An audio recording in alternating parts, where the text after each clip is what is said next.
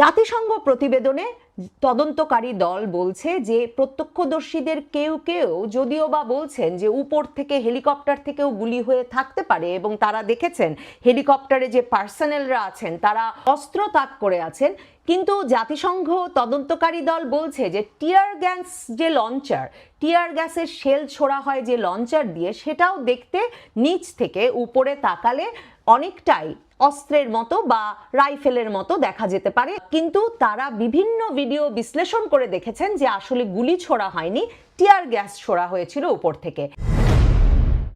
বাংলাদেশে 2024 সালের July August আন্দোলনের সময় আন্দোলন বা বিক্ষোভ দমনে কি হেলিকপ্টার থেকে গুলি ছোড়া হয়েছিল?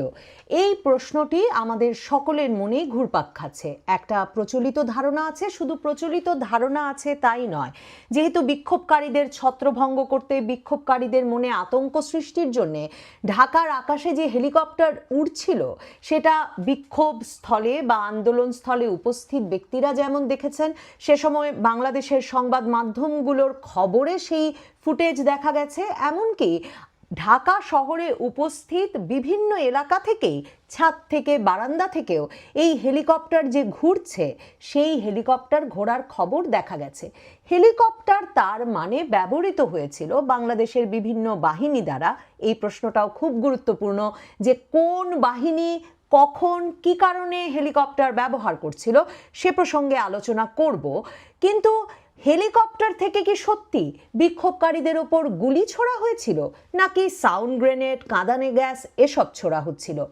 এই প্রশ্নের উত্তর খুঁজতে গিয়ে এখন দেখা যাচ্ছে আন্তর্জাতিক অপরাধ ট্রাইব্যুনালে এটা প্রমাণের চেষ্টা হচ্ছে যে হেলিকপ্টার থেকে গুলি ছোড়া হয়েছিল। এবং এই প্রমাণের প্রথম ধাপ হিসেবে আন্তর্জাতিক অপরাধ ট্রাইব্যুনাল যেভাবে কাজ করছে শেখ হাসিনার বিচারের ক্ষেত্রে, আমরা দেখছি কিছু অডিও বেরিয়ে আসছে হেলিকপ্টার প্রসঙ্গে। তার কথোপকথনটি হয় ঢাকা দক্ষিণের মেয়র ফজলে নূর তাপসের সঙ্গে। জাতিসংঘ তার যে তদন্ত প্রতিবেদন, তার তদন্ত দল পাঠিয়ে জাতিসংঘের মানবাধিকার বিষয়ক হাই কমিশনারের দফতর বাংলাদেশের জুলাই আগস্ট আন্দোলনের সময়কাল নিয়ে যে তদন্ত প্রতিবেদন দিয়েছে, সেখানে একটা আলাদা চ্যাপ্টার লিখেছে রীতিমতো এই হেলিকপ্টারের ব্যবহার হয়েছিল কিনা, হলে কিভাবে হলো, কতটুকু মাত্রায় হলো, সে সম্পর্কে তাদের যে তদন্ত এবং তার ফলাফল সম্পর্কে জানাতে। সেই রিপোর্টের 38 পৃষ্ঠায় আপনারা দেখবেন use of helicopters to intimidate and deploy possibly unlawful force. এই শিরোনামে জাতিসংঘ আলাদা করে হেলিকপ্টার বিষয়ে তারা কি কি তথ্য সংগ্রহ করতে পেরেছে সে বিষয়ে লিখেছে। আন্তর্জাতিক অপরাধ ট্রাইব্যুনালে কি আলাপ হচ্ছে সেটা প্রথমত একটু আলাপ করে নেই। আন্তর্জাতিক অপরাধ ট্রাইব্যুনালে হেলিকপ্টার থেকে যে গুলি হয়েছে সেটা প্রমাণে এখন সাক্ষী হাজির করা হয়েছে একজন চিকিৎসককে। ঢাকা মেডিকেল কলেজ হাসপাতালের আবাসিক সার্জন ডাক্তার মুস্তাক আহমেদ আদালতে এসে সাক্ষ্য দিয়ে বলেছেন ধরন দেখে বোঝা গেছে হেলিকপ্টার থেকে গুলি হয়েছে। বিস্তারিত বলবার সময় তিনি অবশ্য বলেছেন, পত্রিকা থেকে পড়ছি, ডেইলি আমারদেশ.com, আমার দেশ পত্রিকায় লিখছে, আন্দোলনকারীদের ওপর লাগা গুলিগুলো মাথা দিয়ে ঢুকে তা পেট দিয়ে বেরিয়ে যায়, আবার বুক দিয়ে গুলি ঢুকে তা সমান্তরালভাবে না বেরিয়ে বেরিয়েছে পেট দিয়ে। এতে বুঝতে পারি যে আন্দোলনকারীদের ওপর হেলিকপ্টার কিংবা উঁচু দালান থেকে গুলি করা হয়েছে। ঠিক এই বিষয়টি আসলে নিশ্চিত হতে পারেনি জাতিসংঘ তার প্রতিবেদনেও, যে গুলি কি হেলিকপ্টার থেকেই ছোড়া হয়েছিল, নাকি উঁচু কোনো জায়গা থেকে ছোড়া হয়েছিল, নাকি ফাঁকা গুলি করবার পর সেই গুলি মাটিতে পড়ে আবার গিয়ে কারো বুকে বা পিঠ চিরে বেরিয়ে গেছে। এই কথাটাই কিন্তু জাতিসংঘ তার প্রতিবেদনের 38 পৃষ্ঠা থেকে বর্ণনা করেছে। দেখুন, জাতিসংঘ প্রতিবেদনে বারবার যেটা উল্লেখ করা হয়েছে, মনে করানো হয়েছে, সেটা হচ্ছে তারা যা তথ্য পেয়েছেন তা পেয়েছেন পুলিশের কাছ থেকে, র্যাবের কাছ থেকে। পুলিশ বা র্যাব ছাড়া আর্মি, সেনাবাহিনী যে জুলাই আগস্ট আন্দোলনের সময় আন্দোলন এবং বিক্ষোভ দমনে মোতায়েন ছিল, তাদের কাছ থেকে কোনো রকম তথ্য জাতিসংঘ পায়নি। জাতিসংঘ তার রিপোর্টের বিভিন্ন চ্যাপ্টারে, এমনকি হেলিকপ্টার বিষয়ক অংশেও আবারও মনে করিয়েছে হেলিকপ্টার থেকে গুলি হয়েছিল কিনা তা জানতে বাংলাদেশ আর্মি, বাংলাদেশ সেনাবাহিনীর সঙ্গে বিস্তারিত আলাপ করা, তদন্ত করা অত্যন্ত গুরুত্বপূর্ণ। এবং তদন্তকারী দল কয়েক দফা বাংলাদেশে আসবার পরেও কিন্তু সরকার কখনোই তাদেরকে সেনাবাহিনী, সেনাপ্রধান, সেনা গোয়েন্দা সংস্থা ডিজিএফআই, যাদের প্রত্যেকের সঙ্গে দেখা হওয়া জাতিসংঘ বারবার গুরুত্বপূর্ণ বলে মনে করেছে, তাদের সঙ্গে তাদের দেখা হয়নি। এমনকি পুলিশের ক্ষেত্রে একটু আপনাদের মনে করাই, এখন যিনি রাজসাক্ষী হয়েছেন পুলিশ মহাপরিদর্শক আব্দুল্লাহ মামুন, তিনি কিন্তু তখন কাশিমপুর জেলে, এবং জাতিসংঘের এই তদন্তকারী দলটির এখতিয়ার ছিল কাশিমপুর জেলে আটক যে কারো সঙ্গে আলাপের, এবং তারা অনেকের সঙ্গে আলাপও করেছেন। কিন্তু সরকার কোনোভাবেই তাদেরকে পুলিশের সে সময় কর্মরত এই মহাপরিদর্শকের সাথে আলাপ করায়নি। তবে র্যাব এবং পুলিশের যারা বাহিনী প্রধান হিসেবে আগস্টের পর থেকে, মানে সরকারের ক্ষমতার পালাবদলের পর থেকে যারা নিযুক্ত হয়েছেন, তারা জাতিসংঘ তদন্ত দলের সঙ্গে কথা বলেছেন এবং বিস্তারিত তথ্য দিয়েছেন। জাতিসংঘ সুস্পষ্টভাবে বলছে তাদের এই প্রতিবেদনে 38 এবং 39 পাতা যদি পড়েন, র্যাব এবং পুলিশ কি কি ছুঁড়েছে তাদের হেলিকপ্টার থেকে সেটা জাতিসংঘকে তারা স্পষ্ট করেছে।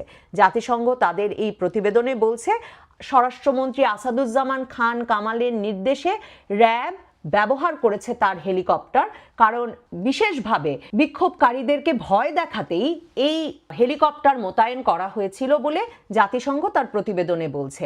জাতিসংঘ প্রতিবেদন লিখছে যে প্রত্যক্ষদর্শীদের বরাতে তারা জানতে পারছেন 18 জুলাই, 19 জুলাই এবং 2রা এবং 3রা আগস্ট, মানে আগস্টের 2 এবং 3 তারিখে মিরপুর, মহাখালী, ধানমন্ডি, বাড্ডা, মোহাম্মদপুর, রামপুরা, শাহবাগ এবং বসুন্ধরা এবং গাজীপুর, যাত্রাবাড়ি, এই এলাকাগুলোতে টিয়ার গ্যাস ছোড়া হয় র্যাব এবং পুলিশ হেলিকপ্টার থেকে, আর রামপুরায় ছোড়া হয় সাউন্ড গ্রেনেড।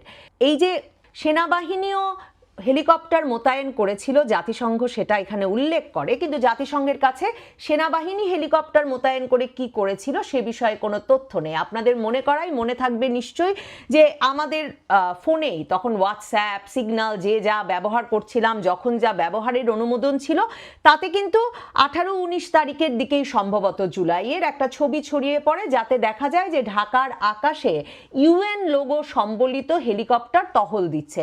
এবং তারপর 21-22 জুলাইয়ের দিকে নিউ ইয়র্কে জাতিসংঘ সদর দফতরে জাতিসংঘের কর্মকর্তা এ বিষয়ে উদ্বেগ প্রকাশ করেন যে বাংলাদেশে বিক্ষোভ দমনে জাতিসংঘের শান্তিরক্ষী মিশনে ব্যবহার করার যে হেলিকপ্টার বা যে এপিসি, এই দুটো লোগো সম্বলিত কেন ঢাকার রাস্তায় বা ঢাকার আকাশে ব্যবহৃত হচ্ছে, এ বিষয়ে জাতিসংঘ সরাসরি উদ্বেগ প্রকাশ করে। এবং তারপর পররাষ্ট্রমন্ত্রী হাসান মাহমুদকে বাংলাদেশের সাংবাদিকরা প্রশ্ন করলে তিনি 25 জুলাই এই উত্তর দেন যে তারা লোগো মুছতে ভুলে গিয়েছিলেন, এসব যান বা হেলিকপ্টার আসলে জাতিসংঘের নয়, এগুলো জাতিসংঘকে ভাড়া দেওয়া হয়েছিল। কোন বাহিনী থেকে ভাড়া দেওয়া হয়েছিল? এই হেলিকপ্টারগুলো কারা আকাশে ওড়ালো? সেনাবাহিনী আকাশে ওড়ালো?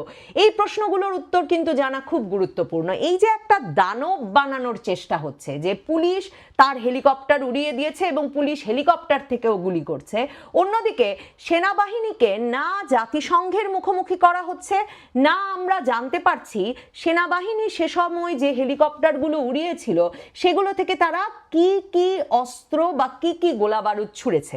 আমি এখন খোঁজ করতে করতে দেখলাম বাংলাদেশ পুলিশ বাহিনীর কোনো হেলিকপ্টারই নাই। মানে গত বছর ফেব্রুয়ারিতেও পুলিশের এক অনুষ্ঠানে গিয়ে শেখ হাসিনা বলেছিলেন যে খুব শিগগিরই পুলিশের বাহিনীতে 2টো অত্যাধুনিক হেলিকপ্টার যুক্ত হবে, এবং তারপর খোঁজ করতে করতে দেখি রাশিয়ার কোন কোম্পানির সাথে এই চুক্তি হয়েছিল, 2023 থেকে সেই হেলিকপ্টার আনার কথা, কিন্তু সেটা দেরি হচ্ছিল, তা নিয়ে আবার বণিক বার্তা রিপোর্ট করেছে। আর সর্বশেষ 2024 জুলাই মাসে বাংলাদেশ প্রতিদিন রিপোর্ট করে যে এবারও অর্থ সংকটে পুলিশ বাহিনী কোনো হেলিকপ্টার পাচ্ছে না শেষ পর্যন্ত।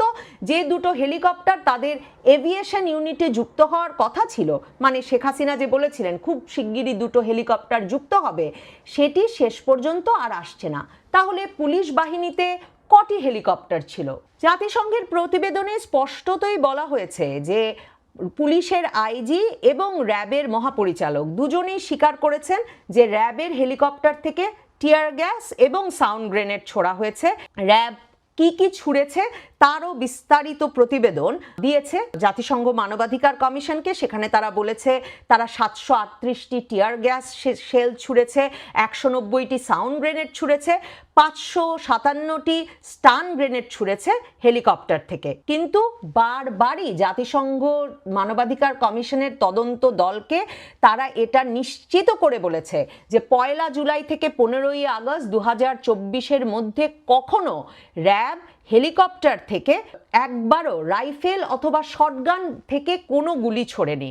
জাতিসংঘ প্রতিবেদনে তদন্তকারী দল বলছে যে প্রত্যক্ষদর্শীদের কেউ কেউ যদিও বা বলছেন যে উপর থেকে হেলিকপ্টার থেকেও গুলি হয়ে থাকতে পারে এবং তারা দেখেছেন হেলিকপ্টারে যে পার্সোনেলরা আছেন তারা অস্ত্র তাক করে আছেন, কিন্তু জাতিসংঘ তদন্তকারী দল বলছে যে টিয়ার গ্যাস যে লঞ্চার, টিয়ার গ্যাসের শেল ছোড়া হয় যে লঞ্চার দিয়ে, সেটাও দেখতে নিচ থেকে উপরে তাকালে অনেকটাই অস্ত্রের মতো বা রাইফেলের মতো দেখা যেতে পারে। কিন্তু তারা বিভিন্ন ভিডিও বিশ্লেষণ করে দেখেছেন যে আসলে গুলি ছোড়া হয়নি, টিয়ার গ্যাস ছোড়া হয়েছিল উপর থেকে।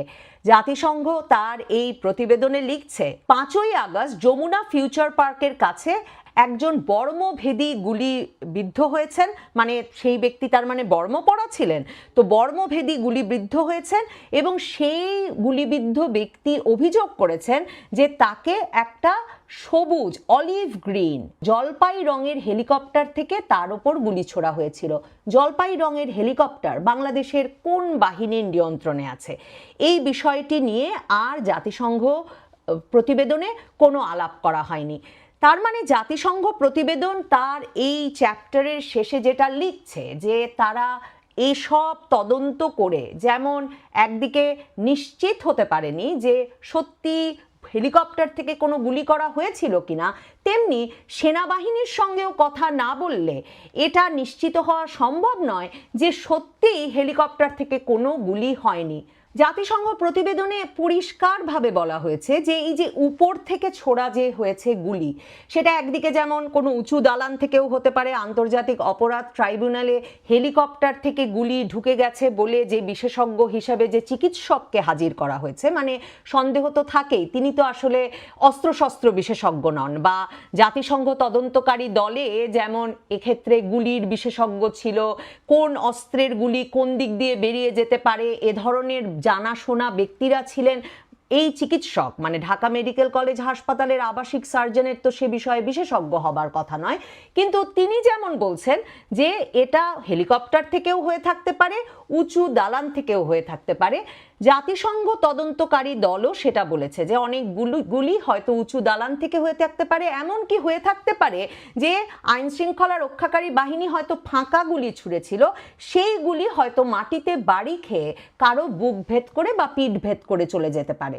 হেলিকপ্টার থেকে গুলি ছুঁড়েছিলেন শেখ হাসিনা, এটা বলে একটা জনপ্রিয় বয়ান তৈরি করা যায় বটে, কিন্তু জাতিসংঘের কাছে যেমন কোনো প্রমাণ নেই হেলিকপ্টার থেকে গুলি ছোড়বার, ঠিক তেমনি বলে দেওয়া যায় নিশ্চিতভাবে আন্তর্জাতিক অপরাধ ট্রাইব্যুনালের কাছেও কোনো প্রমাণ নেই।